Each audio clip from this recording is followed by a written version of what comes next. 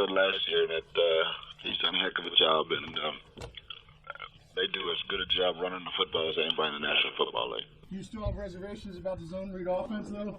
Yeah, when your quarterback's running the ball, not when Shady's running it. Hey, Bruce, Chip Kelly was caught on the sidelines during the Giants game saying to a player that culture beats scheme every day. What was that? He said that culture beats scheme every day in terms of, winning. Right. What do you think of that? Well, I think that the belief in your locker room has much or more to do with the plays you're calling than anything. I think if your players truly believe in each other and care about each other, that you can put them in any system and win. Was that something that you had to overcome when you first took the job in Arizona because of the history of the Cardinals? Well, I was fortunate. They had just been in the Super Bowl about 4 years prior or 5 years prior, so not as much as people thought. We had great leadership in the locker room. It was just getting them to buy into a little bit different philosophy. Hey, Bruce, how has Todd Bowles developed as a defensive coordinator? I think he's one of the best there is. He's a very bright guy. He's obviously done a heck of a job working through all the injuries that we've had this year and still being very competitive defensively.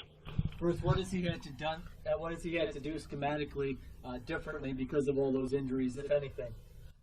You just make sure you put players in positions that they can be successful. Don't ask them to just do things that fit a scheme because they may not fit the scheme anymore. Adjust the scheme to the players. You guys have an elite receiver, obviously, in Larry Fitzgerald, but you really spread the ball around a lot this year. Is that something that you wanted to focus on going into the season, and has that worked out very well for you? Yeah, we want to take what the defense gives us. When you start forcing balls to players, especially wideouts, you're going to throw a lot of interceptions. And I think part of that last year, early in the season, was Carson was going to get the ball to Larry, whether it be double coverage or not. And they trust now. He trusts all the rest of the guys, and I think we built that trust throughout the season last year that whoever's open, get him the football. And as a byproduct, you've had good fortune this year with not too many turnovers. And do you think that's part of why? Oh, I don't think there's any doubt. Yeah, the emergence of Michael Floyd last year and John Brown this year, Teddy Ginn, the tight ends, Andre Ellington is a huge part of it. Is that a big adjustment for somebody like Larry because he's been such a focus of an offense, and how has he handled that? Oh, he's handled it beautifully. I mean, he's a pro, and winning cures everything. Bruce, Nick Foles has only been sacked 7 times, despite an offensive line that's banged up. Is there a reason, do you think, for that? Yeah, I think they do such a great job in their play-action game, that you have to stop the run first, and then it buys him time, and then he doesn't hold on to the football. Nick's a very bright guy, so he knows where he wants to go with it. Other than that, the guys they put in there have battled their tails off.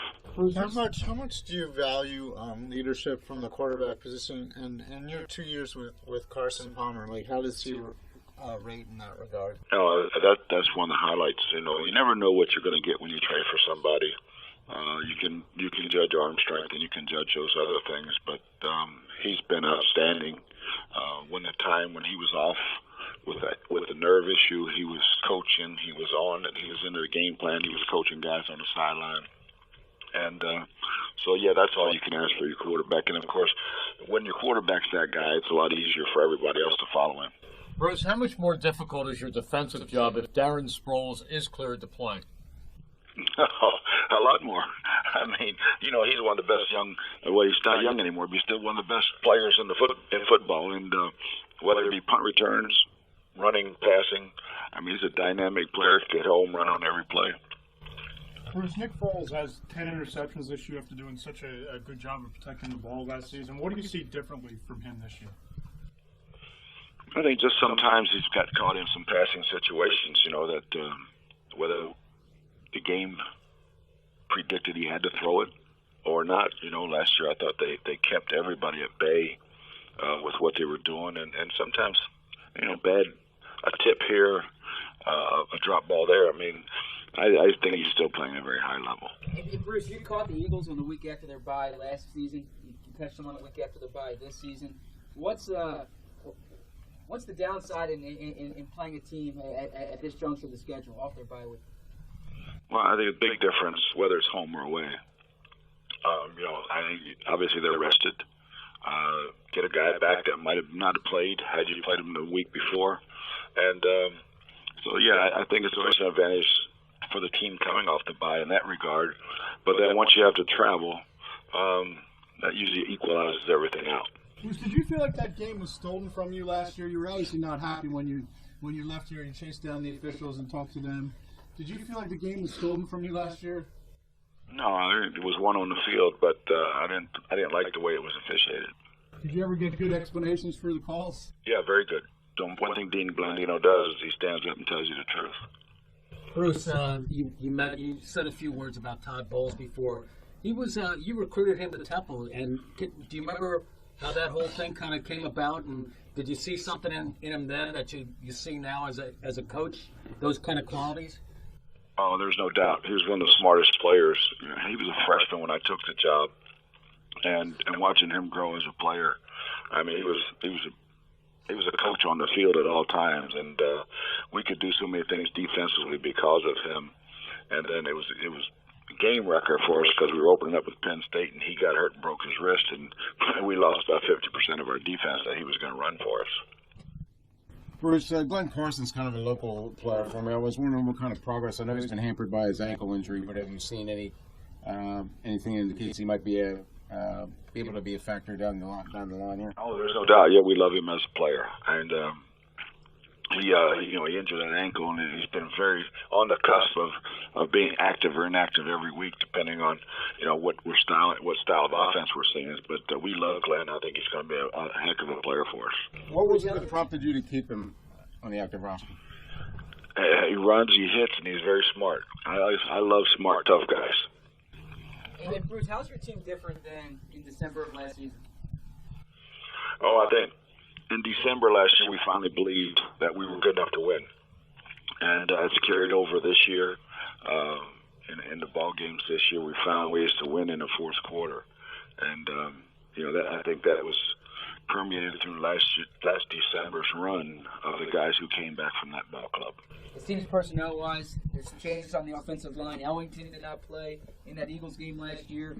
Is that game last season a good reference point for what both teams will see, or has there been enough changes overall? I think nobody stays the same anymore. We're different, obviously, with our offensive line and Andre. They're different with Sproles and some of the things they do, So, but there's still so many similarities that it could look a lot alike. Bruce, how does this offense look different on film with the loss of Deshaun Jackson and then the additions of Darren Sproles and Jeremy Maclin? Well, not too different, You got two playmakers instead of one. And Jeremy is you're really happy for him to see him bounce back from that injury. And man, it was scary when it looked like it happened again. But really happy for him. And I've always been an admirer of Darren Sproles. So Deshaun was Deshaun. He hurt us a couple weeks ago. And, I'm glad he's not out there. How important has Ellington been for you guys, especially with the loss for those couple weeks of Carson due to that nerve injury? No, he's huge. He's the focal part of our offense, and we want to run the football. We need to run it a lot better. We finally ran it decent last week, and he's hampered right now with a foot in the passing game. We can't do some of the things we'd like to do with him, but he's been dynamic enough for us. Bruce, what did you see that enabled the Eagles to get their running game in full gear there against the Giants? Well, I think one of the things they matched up very well in that ball game, and the way the Giants were playing it, but I thought their offensive line really played well. And Bruce, what's your level of optimism about Campbell playing on Sunday? It's probably 50-50. He's out of the brace. He's jogging. That's a long way from taking on a blocker and playing football. So hopefully we'll see if we can get him on the practice field maybe Thursday or Friday and see what his availability will be.